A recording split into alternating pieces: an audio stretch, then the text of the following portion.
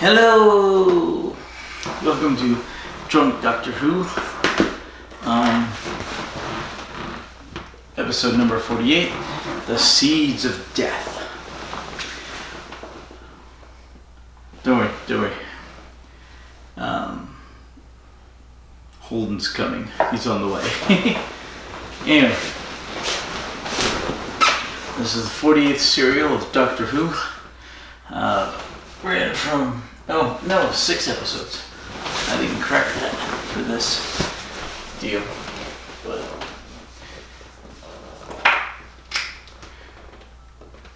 six episodes from January 25th of 1969 to March the 1st of 1969.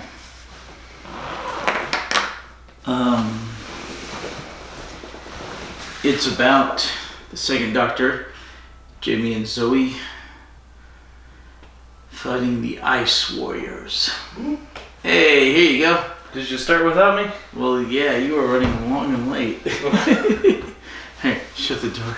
I need my notes. Wait, aren't these your notes? The other notes. Okay, never mind. Hey, so anyway, it's a 6-part serial, and it takes place on the moon and Earth, right? What up? It's your boy XX Wings of Redemption XX2988. Wait, what the heck are you talking about? Wings and Redemption? You ever have like a really absurd internet handle back in the day? No. You know how like people would try out, they'd think of something cool for their Xbox gamer tag, like Wings and Redemption. No. But it would be taken, so then they'd add 2 X's to either side. But that one would be taken, so they had a bunch of numbers. No. Okay. It was very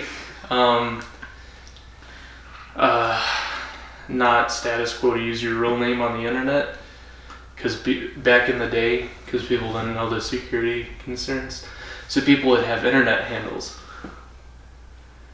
Okay. No, I used to have BBS handles.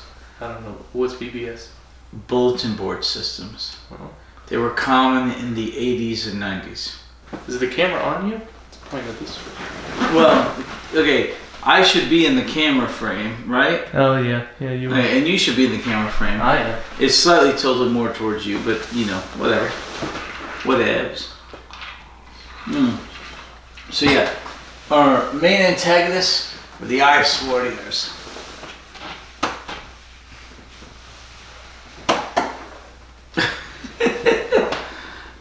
You remember them from several previous Doctor Who serials, and they have arrived again, and they're trying to invade the Earth. Nice. Wait. Do I need to move all this so you can get in there?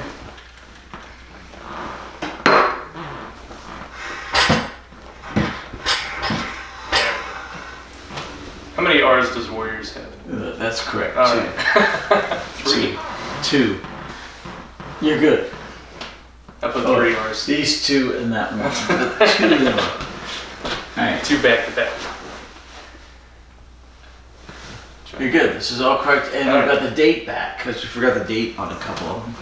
Alright, so here we go. welcome back after the stupid coronavirus. Welcome to the coronavirus season, crap. what is it, season 3? I Season 6. don't know anymore. Season 7.5 of Drunk Doctor Who. 7.5. No. It's been If anything, it'd be season 3. a long It's the hiatus. third year, yeah. Well, Okay, so we 3 had out of the 6, one. 3. We had a big gap, and we had one cereal, and then we had another big gap, and we have this cereal. We have Right. a short season 2. No, why do you always want to put things in seasons? We're doing the Doctor Who stuff in their seasons. We're almost done with season 6 of Doctor Who. Speaking of, what are we drinking today, Hatter? I'm drinking Captain Morgan Long Island Iced Tea. Brought to you by product placement. That's product placement. We're gonna have to pixelate that so we don't get copyright Brought to claims. you by the fact that I bought this at the liquor store. And It's Did you go only to Robbie's? it's only 36 proof, so it's not heavy or high It's Long octane. Island. But it's the mixture of several different alcohols that kind of hit you a little more than the proof would suggest. Which is, and what are you drinking? I'm drinking sweet tea and Pinnacle with vodka. Nice. No, I got that at Doc's today. Doc's. Yeah, I went for Magma Flame, but they still didn't have any. Oh no. Love Magma Flame. Next time they Is there have an it. alcohol shortage? Well, no, they just can't produce enough Magma Flame to go around. So next time they have it, I'm just gonna get a case. I don't care if it's 6 or How big bottles. is a case? I don't know, 12 bottles, whatever. I'm just gonna get a case. 12 bottles like that? Well, That's yeah, a lot. handles, 1.75 12, liters. 12 handles is a case? I don't know. It might be 6. I have no idea. I've never gotten a case of alcohol. You get a whole pallet of it. No, not a pallet. I don't know how Pallet many cases. cases are in a pallet. All right, yeah. So, cereal is the seeds of doom. Ooh, right. seeds of doom. Seeds of doom. All right, so the cereal starts out with several people. I was looking for my notes and they're right here. Okay. I was like, that boy, where'd they go? No, they're right there. They're right here. They're right there. Is that an ashtray? You've been smoking. No, it's the top of the candle. Oh. It's all right. No, I've smoked one pipe and one cigar. I like the pipe better, but neither of the cigars. You gave me a cigar for my bachelor I party. did, yeah. And you're Which getting you're married coming soon. to You're getting married soon, right? January 9th. January 9th. All right, congratulations. So I guess the bachelor party would be January 8th.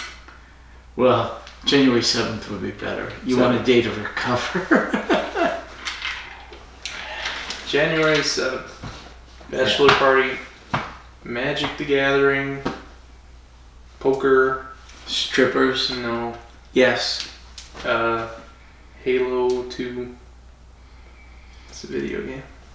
Your idea of a bachelor party is very different from my idea of a bachelor party. It's just guy stuff. It's guys' night. Yeah. My last free guys' night. Yeah, so it includes strippers. But I don't do that normally. Yeah, your bachelor party is not a normal night. It's a guys' night. Correct. I don't see the point in strippers. That's such a subject for off camera. But yeah, breasts are good. Okay, breasts are good. There are only 2 breasts for me. Yeah. Well, 4 if you include my own. No, you have pecs. You don't really. I don't call them and man boobs. You're not. I haven't done enough push-ups for. Oh my gosh, you're in your 20s. You don't need to do that. All right. Anyway. Okay, when was our last episode? I don't write the dates on here. Oh, you don't? No. And I don't think we had the date on there like we do now and like we did before. I think We'd have to missed check the YouTube when it was channel. uploaded. Yeah, But it was about 2 months ago. 2 or 3 months. It was like 2 months ago, and the one before that was like 2 or 3 months before then. So anyway, hopefully tonight we will get this up. It will all be good. Thank you for being a loyal viewer. Thank you, the 23 of you for sticking with us all this time during the stupid ass coronavirus. Hopefully, some others of y'all have found us because you were desperate for things to watch during this mess. All right, so apparently this is about 2035 on Earth, something like that. 2030, 2035. No idea. We don't. There's never mentioned a date. It's just that they have. They put old ion jet rockets into development in the 1960s, and then they had Professor Eldred, yeah. working on him. And he looked like he was in his 70s. He was in his 70s. Yeah. So maybe. So maybe he started in his 20s. So it's been like 50 years. It's like okay, considering 2000s. Well, considering it's 2020 now, let's just say about 2030. Okay, give the benefit of the doubt to the show. it still seems a little off. But yeah, but like this was show. 1969, so they thought the 90s, 2000s would be way in the future, more, right? yeah, technologically advanced. Yeah. It's a different timeline. Correct. So anyway, Different dimensions. there's a TMAT system, a transmat system that connects the world. So they delete you here or whatever. They dissolve you here. What's it called? What is the word? That's what I'm asking you. Transmutation. No, but it's like the There's cellularly. It is teleportation. it's a teleporter. You're in dissolved Star on a Trek. cellular level, and then Right. They break it down here, and then they- reconstructed atom by atom. Right. Which But it's more like direct teleportation. They don't quite do the deconstruction, the reconstruction, but this is a debate that started with Star Trek. Of if you're, it's true. Star Trek had it first. deleted here and then teleported and reconstructed there, are you the same you, or are you just a clone of you? That has the memories. Yeah, No clue. it's pretty dark. So anyway, there's a moon base on the moon, of course, that controls all the TMATs throughout the world.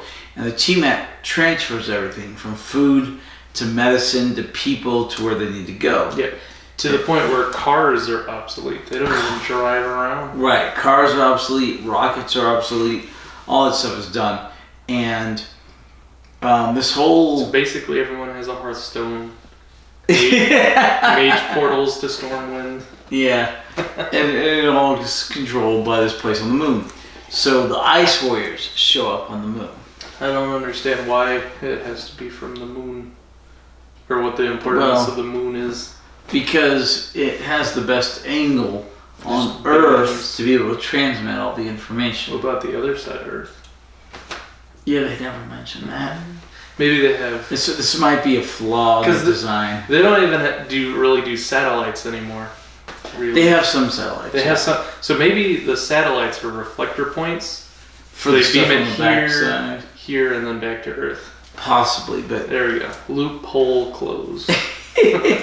so the Ice Warriors Plot hole closed. episode 1, the Ice Warriors show up on the moon base and disrupt the TMAT They stuff just throughout murder the a whole world. bunch of people. And they do. How many people died in this serial? 15 people and 8 Ice Warriors. Children's about show. 23 total on-camera deaths, much more off-camera. Correct. In 6 episodes. So Yeah. an average of 4 people dying an episode, and that's on camera, not to mention off camera. That may be one of the bloodiest episodes. Not only per episode, but total. One of the higher body counts. Well, Yeah. maybe since the Highlanders. The Highlanders, they were in that war, and there was a good bit of that. Yeah. But 26 deaths. But do we really count alien deaths? When an Ice Warrior dies, that's like 0.5 maybe of a human death. They're not people. They're aliens. They're the bad guys. That's too close. To When so you're much talking, stuff. when you're talking in terms of violence, you see a person die. That's pretty violent. You see like a robot or like an alien die. There's a mental, emotional, moral disconnect there. You're like, You know what pisses different me creatures. off? Is you're watching a movie and 6 humans die. And everybody's like, eh. And then you see a dog, The dog die. dies. And somebody's like, oh! It's like, what? It's a dog. The humans died. You didn't have that same emotional response for humans. What does that say about us as a culture? We're desensitized. Desensitized. Alright, so anyway, so the Ice Warriors threaten the people on the moon who control the base. Yeah, they're trying to get them to comply. What's they- his face? Osgood. Osgood, the main Osgood's guy. a champ. He sabotages the TMAT and the communications array to where they can't send stuff down to Earth. Very deliberately, he dies as a result, but he was a hero. He literally died a hero. And then there's 2 technicians. There's a couple of technicians that die because they're trying to send signals back to Earth about what's going on. Yeah, one of them, Phipps gets away. Yeah. He makes a break for it. One of them dies. Then we have a second in command Who's that technician. guy? Fremond? His name was Fuchsia. Fuchsia. And he is a chicken, yellow-bellied coward. Yeah, he totally folds. He just doesn't want to die. He doesn't care what happens to the entirety of the Earth. He doesn't even ask questions. But later on, to his credit, he grows as a character, and he grows a pair, and he actually stands up for Earth, and dies as a result. Yeah. But he did the right thing. Okay, so the Doctor only comes in about halfway through episode 1. The Doctor and the companions of the TARDIS, and they materialize. One of the latest arrivals for the Doctor. One of. Except in the prequel to the Daleks' Master Plan, because he wasn't in that one at all. Well, barely. At the very beginning, there's just a smidgen of the Doctor's voice. But yeah, you're talking about, what was the name of the episode? The Message or something? No. You're talking about the prelude to the Daleks' Master Plan. Right, that was the introduction, and the Doctor didn't even show up. But then he showed up in the actual serial. Mission to the Unknown. There you go. Mission to the Unknown, which is why I keep this giant notebook. Okay, so, but they're at the very beginning, and they cuts the Mission to the Unknown, and then it goes back to them at the end. But in this, the Doctor shows about 15 minutes in. They're having trouble with the TARDIS, of course. What? No, never. And they land in a museum, and they finally figure out it's a rocket museum. And they go on Earth in some undisclosed year, approximately 2030, we are figuring. And they go into the museum, and then they're held up at gunpoint by a man. Who owns the museum? Right, the curator. He owns it, and he's like, what are you doing here? Like, Eldred? Eldred. Professor Eldred. Professor Eldred. Right. And he's like, well, I own the museum, you need to leave. And right about then, the controller of Commander Rednar of the TMAT system comes in. And Kelly. And Miss Kelly. They always call her Miss Kelly. Controller. Technical. Right, technical control. So the whole thing is that what's his face? Osgood? Osgood's the one that died on the moon. Right. He short-circuited all the systems to the TMAT to prevent the Ice Warriors from doing what they wanted to do. So there was no way to communicate between the moon and Earth. So they figured they had to send up a rocket. So Commander, what's his name? Rednar. Commander Radnar knew of Osgood because apparently they were colleagues back in the day. Julian Rednar. Yeah, they were colleagues back in the day, and he figured Radnar figured that Eldred had a rocket that he could send up into space, which is what the Doctor and Radnar actually happened to be talking about, because the Doctor convinced Radnar not to shoot them because of their knowledge of space travel. So, well, I don't think he's ever gonna shoot him. He's just gonna threaten them, yeah. Make them exit the museum. He wanted to escort them off their property, but then once they started talking about rocket ships, then he forgot all about the fact that they're not supposed to be there. I think you're right. So, but he's a good guy. He's cheers.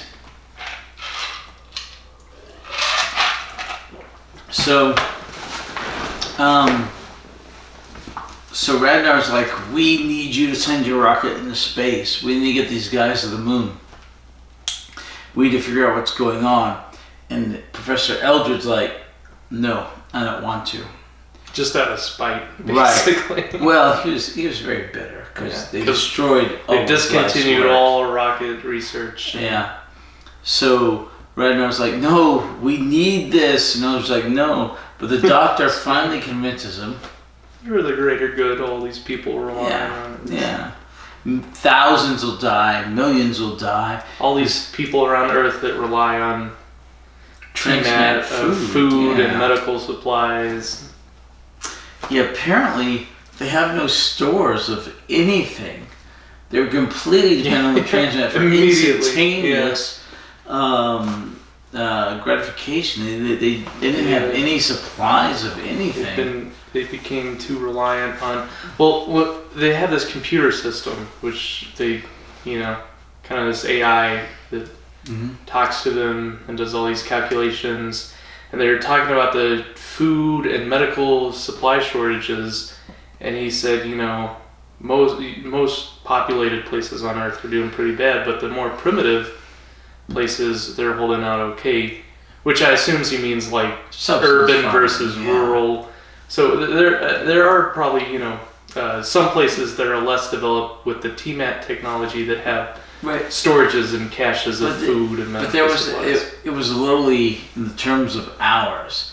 I mean, what city can't go hours without food supplies? I mean, even New York City can last probably a week without restocking food supplies. Well, I assume it all seemed incredibly... They became so reliant on this instantaneous teleportation of every resource. I assume that the really populated centers are just on the receiving end, and the more primitive, as the computer words it, the more rural places, or the places are the actual farms. Like here, they're producing all this stuff, and then they send it out to them. So maybe they have just one-way TMATs. So they're doing okay because they have all this food. But still, we can go days, if not weeks, without food.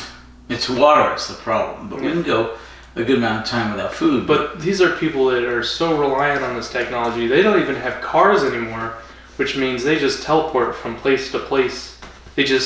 They don't have a pantry, they don't have a refrigerator, they just say beep beep, that didn't boom, make here's sense, my lunch. Because it only went to one, beep, beep, it went to one boom. spot in the city. Here's my You still got to get around the city. Why don't you have cars? I didn't get that. I guess every person has one in their house. No. They only sent, what do you mean? Well, no, it wasn't London, Transmat 152. It was just London. It wasn't Oslo Transmat 85. It was just Oslo. Well, there wasn't a whole crap ton of Transmats. It was just the one. Had different TMATs. But they only showed the ones, and they only had the city names there. Maybe they had the main TMAT. I don't know. There's a lot of holes in this one, but it's still a really good cereal. Well, if they just had the one, then they'd still need cars. Correct. So that's why I don't understand why they would... Assuming they have a lot of subsidiary ones that are maybe tied into this main circuitry. They don't mention any of that. They don't really go into it. But none of it. We gotta assume a certain amount based on the fact that they don't even use cars anymore. That's the thing, we have to assume it. It's not mentioned or explained or anything. It's not. Otherwise it'd be a, 7 episode. Well, 7 or 8 episode. We do have some 7 episode serials in the Third Doctor. Right now we're just really action to action. They're not explaining a whole lot of plot or world building or backstory. They're just saying, here's the problem. Here are the ice warriors. I like some world building. Sweep all that other stuff under the rug. Okay. So that's up to us to connect the dots. Well, point A to point B. Or ignore them. Or ignore them altogether. So the Doctor convinces the people that he can help get the rocket up to the moon. Yes.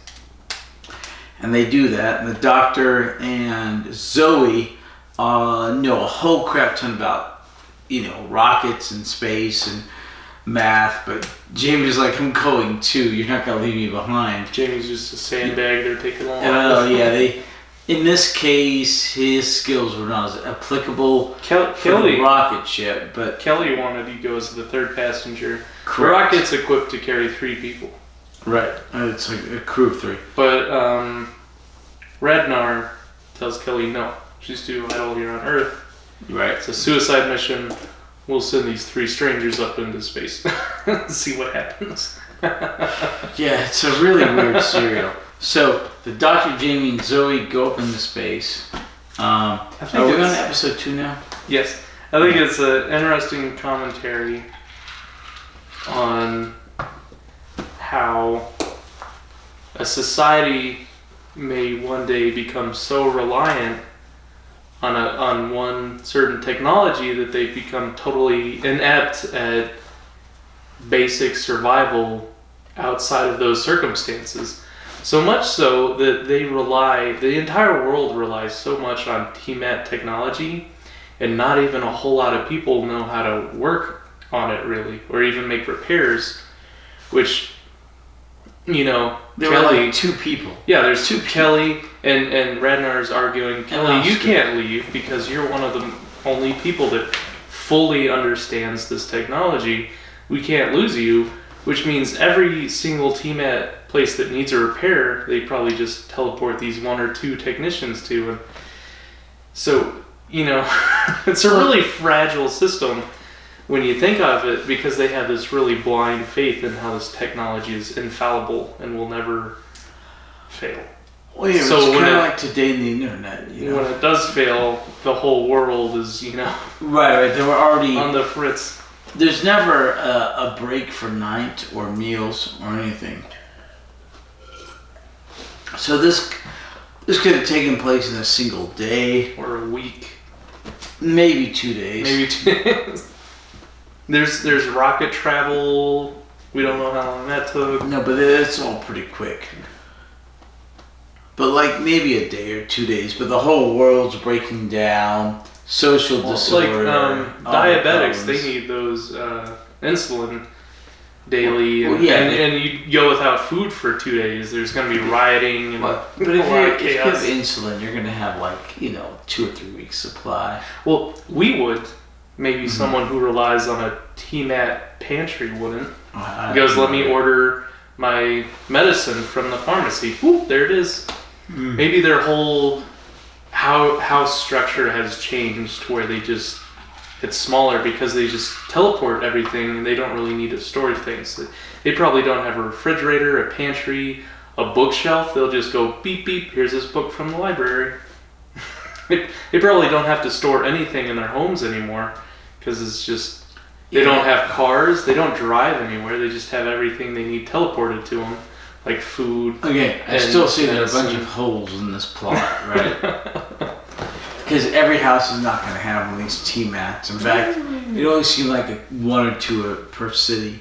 Because remember, they were talking about New York to Moscow, Moscow to Canberra, stuff like that. It's not Moscow 32 or Moscow 85. That's from the main circuitry. Maybe you have, those were the airports, like that transport a lot of people, and then you have these smaller subsidiaries for transporting, singular But then you items. even have like- names for the different Ah. things.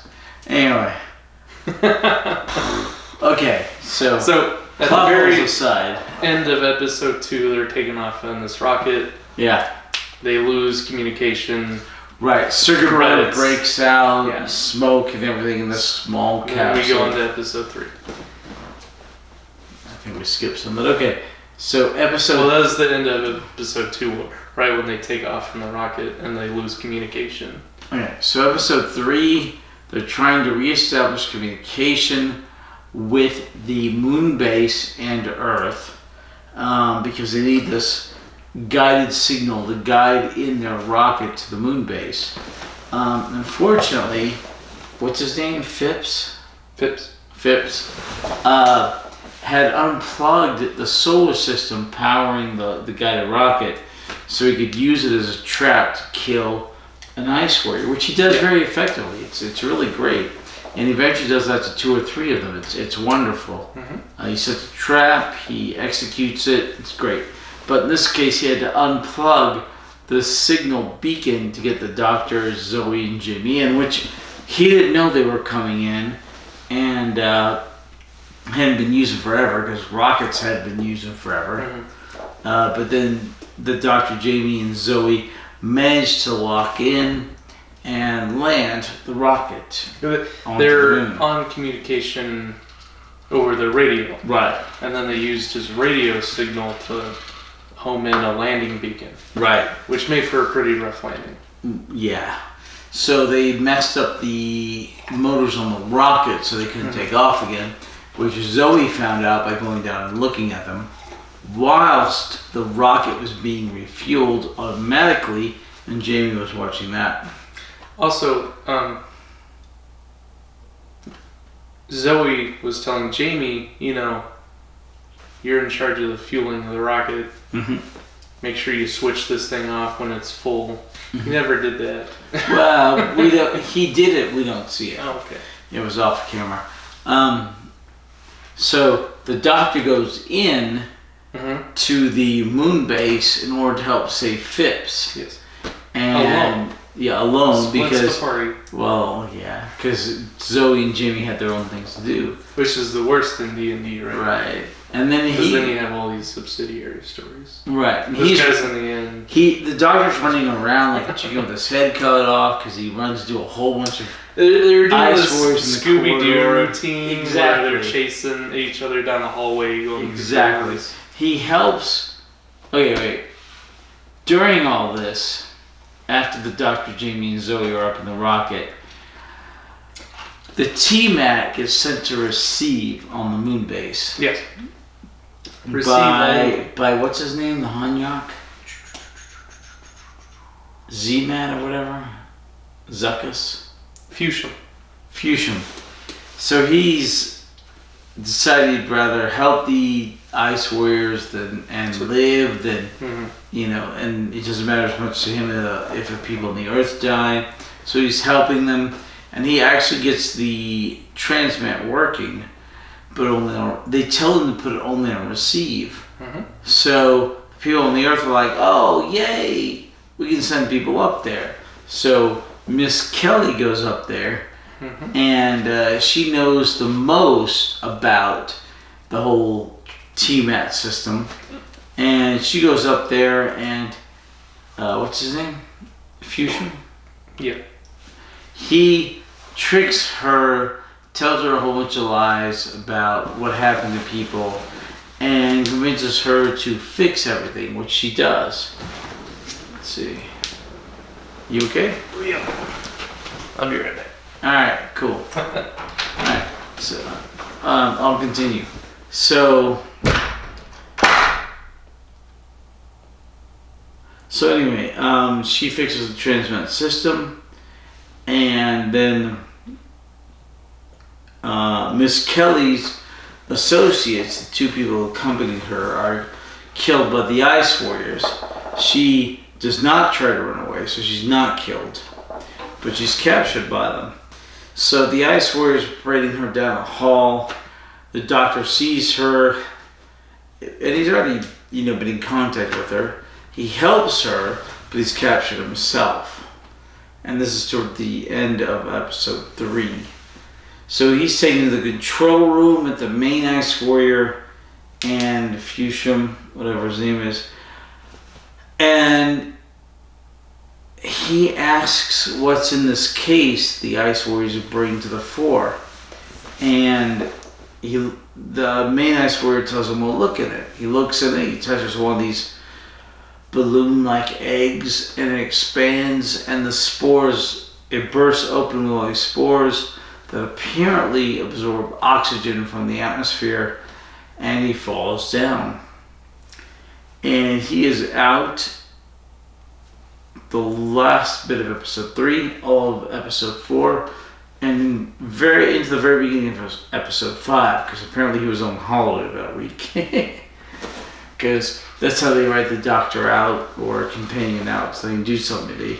They disable him and give him a body double. So he's out for the count. And then everyone else is trying to save everyone. So episode 4. Jamie explains to him that the Ice Warriors are susceptible to heat, but they have to get the heat control, which is actually in the main control room.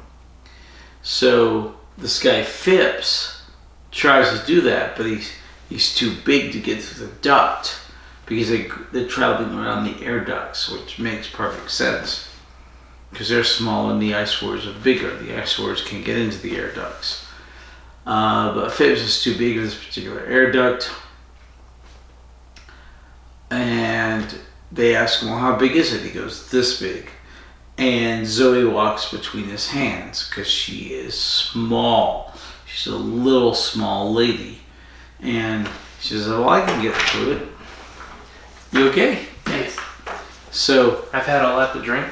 yeah. Not like alcohol-wise, but just volume. I have a small bladder. Okay. You have 2 kidneys, right? Yes. Okay, good. Are you gonna need one or? No, I have a friend who has only 1 kidney. That's bad. So yeah, so 1 kidney, you've Dialysis. got to use the restroom more often. I heard interesting fact that people who voluntarily donate a kidney when they're alive are placed at the very top of the what do you call it? Transplant list if they need a kidney, which if you're at the top of the list, because they only have 1. So if that starts to fail, and the average weight at the top of the list is about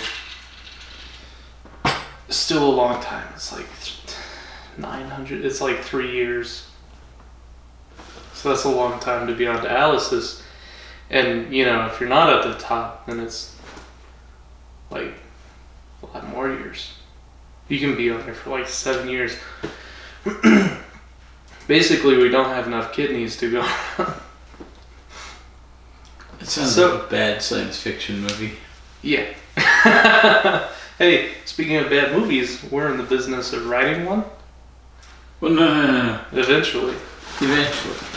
So maybe that could be a plot. Once I get my new computer and I can better edit videos, long videos, because this computer's processor isn't as good, we will do more filming with this 4K camera. 4K. And we will put together some wonderfully bad movies. Yes.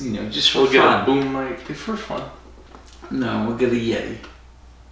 Well, for the podcast. Oh, for movie production, we might just stick the Rode on like one of those boom mics. Something like That'd that, be cool. yeah. Because it already has that's like a really outside, kind of pop filtery mic, right? The Rodes. That's I think that would be perfect. You just take that to LubbockCon, interview some cosplayers. That'd be fun. Wait. Maybe. Alright. Oh, there's this one science fiction movie about artificial organs.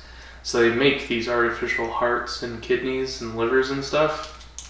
And they're really expensive. And people don't always make their payments, so they have a repo man, and he goes and he just takes their organs. Good movie. You've missed 12 payments on that kidney. Yeah. Takes it back. Which just sounds like a terrible movie. Yeah, no, it's an interesting idea. Yeah. It's a good bad movie or a bad good movie or whatever. I never watched it, but I loved the trailer. You've never watched it? No. I was probably a little younger when it came. When did that movie come out? 90? Maybe? The 90s? Maybe 1990. Oh, I thought it was older than that. It might be slightly. I just remember seeing ads for it. Okay. Okay. Where were you at on the plot? I think we're in episode 4. 4. So we've gone over the death balloons. Not yet, actually. That's the very end of episode 3. Was So the doctor opening up the... Well, yeah, we got into that, and we're in episode 4. The doctor's unconscious, taking a week we off. did talk about the death balloons. So the ice warriors are sending these pods down to Earth to be opened by humans and spread all the seeds of these pods, like balloons, into the atmosphere so they can grow and create more pods and grow and create more pods. They seem to feed on oxygen, So if you're too close to them, then you will die because they suck all the oxygen out of your lungs. And they're sent to all of the cold climate cities everywhere in the world. Northern hemisphere. Right. Top of the hemisphere where it's winter, because this takes place in January, February, and just the beginning of March, when it's winter in the northern hemisphere. And they create all these different pods that go out into these cities and are represented by foam. Yes. By a lot of foam. I thought it was supposed to be snow at first. Like, I thought these seeds were creating bio-snow, which would cool for the ice warriors. But no, it's all foam. That's like the foamy fungi that's producing these bubbles that explode into gaseous seeds that spread and create more bubbles and more foam. All foam. Anyway, so, and then an ice warrior transports down. Yes. Based on orders. And he goes out into the world, this is in London, into the compound of the TMAT system, and he heads towards the World Climate Control. Yes. Yeah, World Weather Control thing. Yes. He sees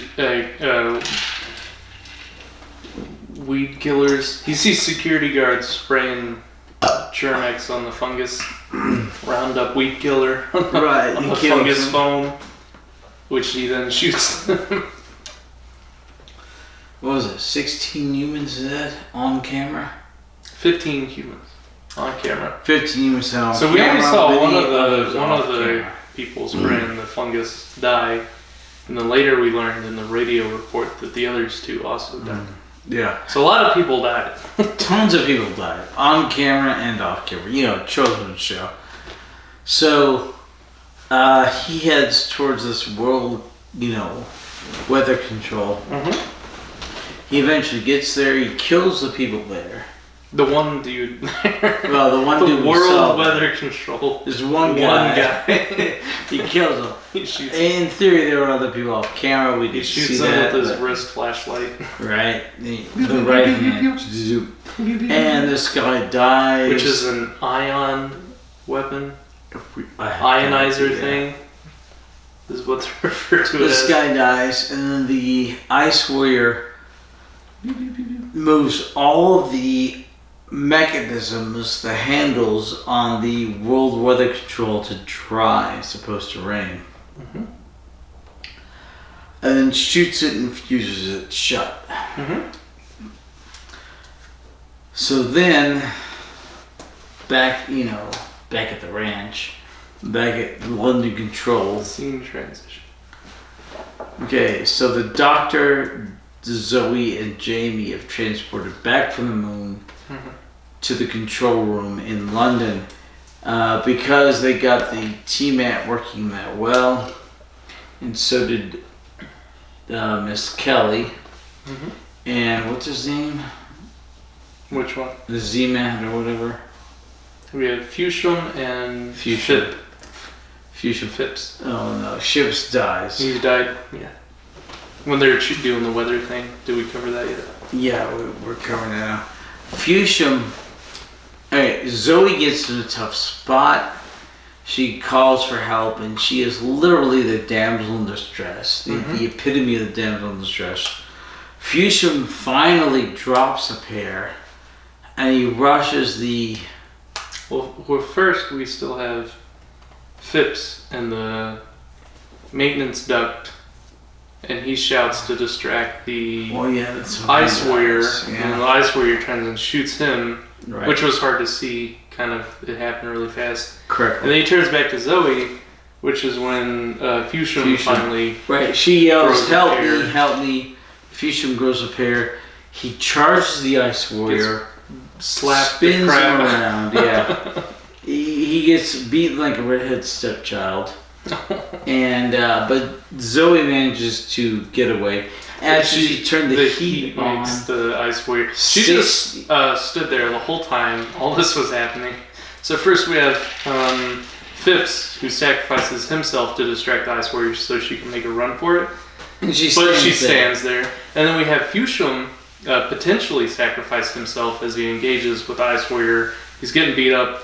She's still just standing there. And then he turns back to her. And then luckily the heat knocks out the Ice Warrior. Correct. While she was standing there the whole time. Yeah, it's the deer in the headlights syndrome. Yeah. She had the deer in the headlights shock. syndrome. In shock, PTSD, shell shock, whatever you want to call it. But Fulsham finally acts like a man, finally helps the young lady. And she turns the temperature to what, 60 degrees centigrade? It eventually reaches, 60. It's like 140. I mean, it's friggin' hot. But that knocks out all the Ice Warriors on the base, which are all the guards, because the main guys left. Yeah, all except Scar. So let's go over we'll cover that later. Okay. Continue. So, eventually, like I said, they all escape to Earth. Zoe and Jamie decide to go to the Weather Control Center because the doctors figured out that water, H2O, basic water, kills the Martian fungus. So they go to the Weather Control Center to make it rain. They get there and then they realize, after they've locked the bloody door, that there's an Ice Warrior inside the Weather Control Center, who's the one who sent that down there to fuse everything. Yeah, he's just hanging out. And eventually the doctor finds us out, and he heads down there. And that's after they were experimenting with the foam. Yeah, he goes out, he scoops up the sample. The foam, It starts to make a death bubble. He starts pouring random chemicals on it. Oh, did we talk about how the doctor escaped? Escape what? So he is unconscious because the bubble exploding in his face. Mm-hmm. And then... No, he eventually wakes up after he's had his week off. Yeah. So he was in the... I'm confused as to what happened. Either... so as he's unconscious, the Ice Warriors discover that he's still alive, that the bubble didn't kill him. Mm-hmm. So they try to kill him off. So they tell Fushim to put him in the T-Mat and to recalibrate it to where the T-Mat teleports him into suspended somewhere in space in between Earth and the moon. Right, but the good guys, Jamie and Phipps, are opening up the levers so they can drag him out of there, you know? Yes. So they pull him out, and then, they're flipping switches, they're distracted, and then they assume that he got teleported away, but really he's just pulled out. So they drag him to the supply closet where they're hiding. Mm-hmm. I don't remember how he gets back to Earth. He gets back to Earth with the T-Mat. The T-Mat. T-Mat back to Earth. So then the doctor's there on Earth. He grabs a sample of the foam, biofoam. It starts to grow a death bubble, and then he starts pouring random acids on it. Right. He runs out of acid, sulfuric acid. and then he runs out of those, and his last attempt, he just splashed some water on it, and it dissipated the bubble. Right. Which so they learned how to feed it with water. Which is why the Ice Warrior turned all the weather controls to dry. Right, and fused them. Yes. Yeah. So now we have the doctor on his way to rescue Zoe and Jamie at the weather control after he learns that there's an Ice Warrior there. Mm-hmm. But the door's locked. So the doctor tramps through... Okay, we're basically on episode 6 now. Yes. So the doctor tramps through all the foam and the bubbles and the bad things. He gets to the global weather control place. Mm-hmm. And the door's locked because Jamie and Zoe locked it. When they were running from the foam. Right, but they were on the inside and there was an Ice Warrior chasing them. Yeah. And the doctor's beating on the door, let me in, let me in, let me in. And and the Ice Warrior stops hunting them right before he's going to find them. And he heads towards the door. And Jamie and Zoe are like, well, we can't let him open the door, he'll go to the doctor. So Jamie decides to be the rabbit and lead the Ice Warrior on a chase, while Zoe stays back and opens the door for the doctor, which Jamie does, and then Zoe does. The doctor gets into the weather control station. They decide to rescue Jamie. And they're running around trying to rescue Jamie. They're doing another Scooby-Doo routine. Exactly. Eventually they rescue Jamie, and they defeat the Ice Warrior. The Ice Warriors they have this carapace type armor. Correct. Which is impervious to bullets. Even the ricochet we heard on the one that... Yeah. One scene, that's about to happen. Ice Warrior gets shot in the head, and he kind of throws his head back and it just ricochets off his eye guard thing. Well, yeah, but it's a good scenario, in the bag. And the good guys, the guards, are like, what? Yeah, it's one of those, but they die. unreal scenes of humans coming in close contact with the third kind. Is it the third kind? Fourth kind. Fourth kind. What are the first three kinds? I have no idea. Man, woman, animal? Man, woman, no child, idea. alien? Don't know. It's always in mammal, the fourth kind. Aquatic, reptilian, alien. Some sort of fourth kind. We don't know what the first three are, but the fourth kind are aliens. But so the Dr. Jamie and Zoe manage to defeat this Ice Warrior. With and they call back to another base. They rig together another solar ray thing. Yes. Yeah. They got stuck in a room with a solar ray. They rigged together. Which is very much the same thing they did on the moon. Right. But the doctor, being the ingenious person he does some improvements. He makes it more portable with a solar battery. He's looking like Iron Man walking around.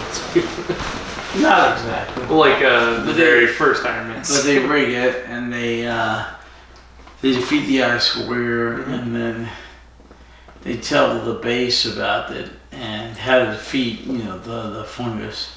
Yes, water. Simple water.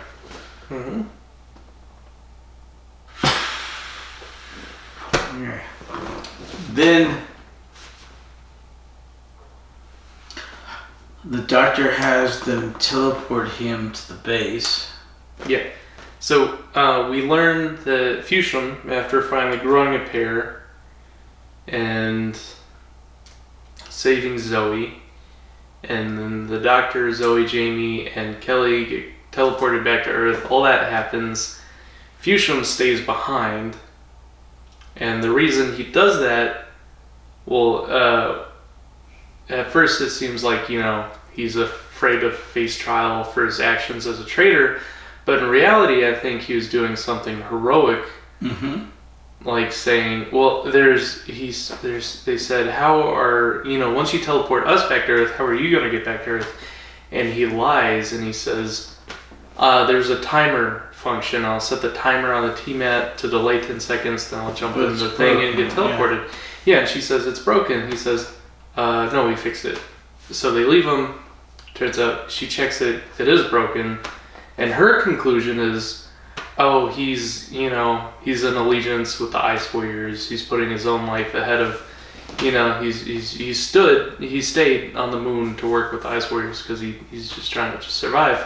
I think, in reality, he sacrificed himself to save them because he finally grew a pair. He saves Zoe. Correct. He teleports them back to Earth. He stays behind so that he can teleport them back to Earth, knowing that the timer function doesn't work. Correct. But he's playing this role as a double agent with the Ice Warriors, so he gains their trust once the leader wakes back up from his heat exhaustion and turns the heat back down. Fuchsium plays innocent and says, oh, I stayed behind, I refused to go, my best chance of survival is here with you. But so they say, okay, well, you're the only technician here. We trust you. You'll help us take over Earth. They bring in this beacon that signals the Ice Warriors fleet, which is going to come in to the moon. They're going to do their staging area on the moon before they invade Earth once the fungus takes over and sucks all the oxygen out and lowers the temperature and makes it, more like the atmosphere on Mars. Yeah. Which is where they're from. And Fushum, while he's pretending to check circuitry and set up their beacon for the fleet, he also switches on the video conference call to Earth. Yeah. And then he subtly explains to the people on Earth how they can defeat this armada, and he's dropping hints like, if this signal is off, it could throw your fleet out of, the right orbit, and they could, get sucked into the sun's orbit. So that's why he's saying, I have to make sure this is right. And he's subtly dropping hints to the people on Earth. And the invading fleet of the Ice Warriors also say, we don't have a whole lot of fuel reserves. We can't afford any miscalculations. We can't readjust our course. So that homing beacon has to be spot on. So the people on Earth sent the rocket with the homing beacon on it. So Slar, the sort of commander in general of the Ice Warriors... Not the bejeweled one. That's the Grand Marshal. Right. So let's talk about the hierarchy of the Ice Warriors. We have the regular big booty Ice Warriors who are like these fat walking cockroaches with these armored carapaces. We have the general type ones like Slar, who's basically like an Ice Warrior, but he's much thinner. He's less textured. Normal Ice Warriors look like avocados, really. Hairy avocados. This guy's more of a slender looking guy. He has smoother armor. And then the Grand Marshal, who we assume is like the commander in general of all the Ice Warriors, or at least this invading fleet, is he looks like Slar in the fact that I think he's thinner and has a more sleek looking armor. But he's also just bejeweled and has like shiny baubles all over his face. The helmet. Yeah, that's all we really ever see of him is his portrait in the video conference. And he kind of looks like a luchador, like with this luchador mask and shiny bits all over it. Luchador. That's a made-up word, right? That's what they call those Mexican wrestlers. The luchadors, and they wear the luchador masks, like Nacho Libre. Okay. I hated that movie. Well, those are luchadors. Okay. It's hilarious. That's a fun movie. I hated that movie. It's awesome. So we even have luchadors in American WWE wrestling, like Mysterio. I have no problem with that, but I just don't want to watch them. No, you don't have to. It's just a comparison. So anyway, Slar, the commander on the moon base of the Ice Warriors, notices that Fushum turned on the video conference and that he's a traitor, so then he kills him. Children's show. So back on Earth, having found out that sensitive information of the Ice Warriors invasion plan, they start to come up with their own plan to throw their plans askew. So they make an imitation of the homing beacon. And they shoot it up in a satellite. So we have this decoy homing beacon that we want the Ice Warriors Armada fleet to lock onto, rather than staging their invasion on the moon. They'll lock onto the satellite, but which will send them over the sun. Throw them into the wrong orbit. Yeah. Well, which they're low on fuel, so they can't correct their course. Yeah. So the Dogfighter defeats the Ice Warriors. Yeah, but to do that, we have to disable the original beacon. So the Doctor, with his Iron Man type solar guns strapped on his back and his portable solar ray battery, says, "Send me up to the moon. I'll take out the beacon. I'll take out the Ice Warriors." Which they do. They send him up to the moon. And we have one of the very rare instances of a doctor actually taking someone's life, even if it's alien life. but he kills an ice warrior. Yeah. And he subtly turns off the homing beacon, but only, he reduces its reach, so you can still hear it. Yeah, you can still hear it, so it sounds like it's still on, but it's not actually projecting out into space. Then he takes off his weapon. Yeah, he took off his backpack to do that. Why? After killing the one ice warrior in the room. It's like, why? Which, never put down the weapon. Every horror movie you see them, they pick up a wrench, they knock out the murderer, and then they set down the hammer, they set down the knife, and they make a run for it, and they drop it. It's like, always keep the weapon on you. Always. And they never do. So the doctor sets down his weapons. He's messing with the beacon. The other ice warriors, including Slar, come in. But it's too late. He's already... Yeah, they don't know that right away, though. Until Grand Marshal Bejeweled Face comes on the radio. He's like, we're doomed. We're thrown into the wrong orbit. You screwed up, Slar. He's like, it could have... I didn't screw up. The beacon's still on.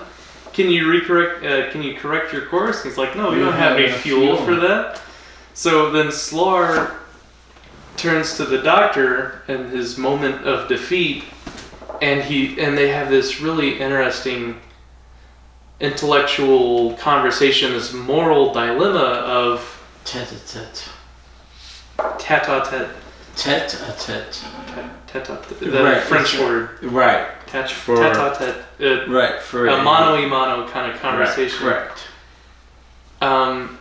Slar, in his moment of defeat, he realizes this invading fleet of ice warriors have been jettisoned into the sun's orbit, which spells their imminent doom because they have a strong aversion to heat. He says, Mars is a dying planet. They're trying to take over Earth. You've doomed our whole species, basically. You doomed the whole fleet. And the doctor retorts, you tried to doom our entire species. So, this was a justifiable action. And then the ice warrior responds, Slar responds, well, your species is doomed anyway because the fungus we unleashed on your planet, your species is doomed anyway. We're going to take the Earth as our own to ensure the survival of our species. And the doctor retorts, no, we got you there too. We found out how to defeat the fungus. It's water. The human species is going to be just fine. And we doomed your invading fleet to ensure the survival of the human species. Which is a really interesting...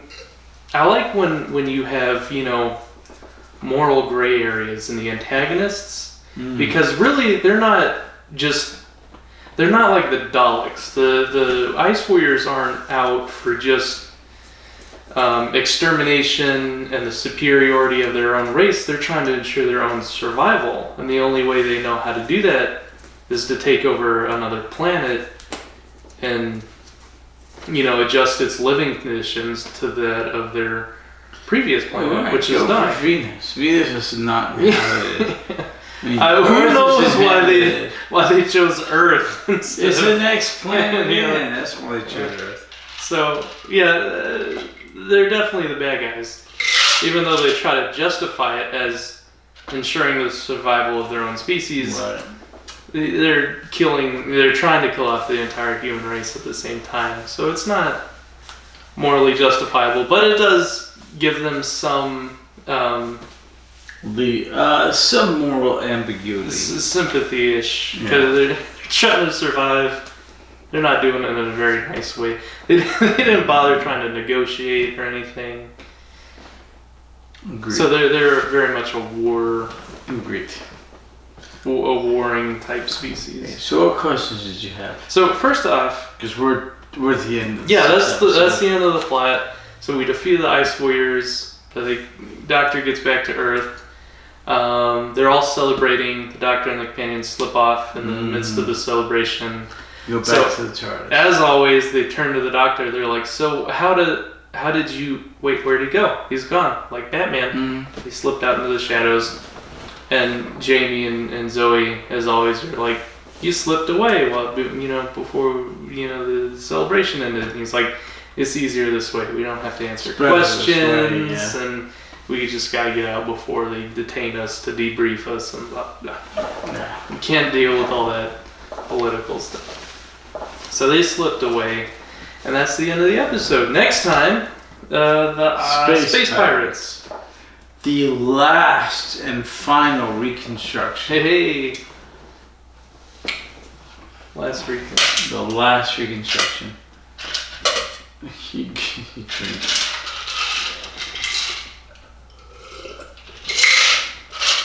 So let's talk about these seeds, these spore seeds of death, the death bubbles that expand and explode into a noxious fume that spreads the seeds. Okay, what's the question? Which is very reliant on oxygen, so it sucks up all the oxygen out of the air, which proves very fatal to humans.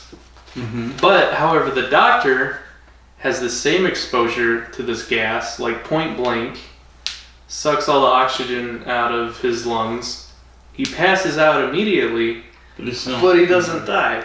He's not human. Because he's not human, which begs the question, he's not as reliant on oxygen as people are. He has a sort of different biology. He has 2 hearts. 2 hearts. So the second heart... Does he have 2 lungs? 3 lungs? He has 2 lungs. 2 sets of lungs?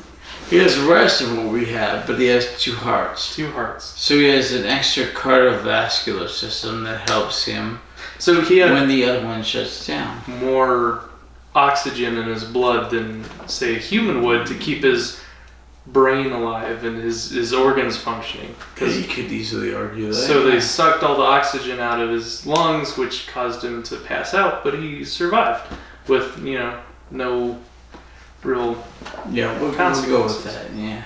But that's kind of played into later, or does that ever play into the fact that he doesn't rely on oxygen as much as people?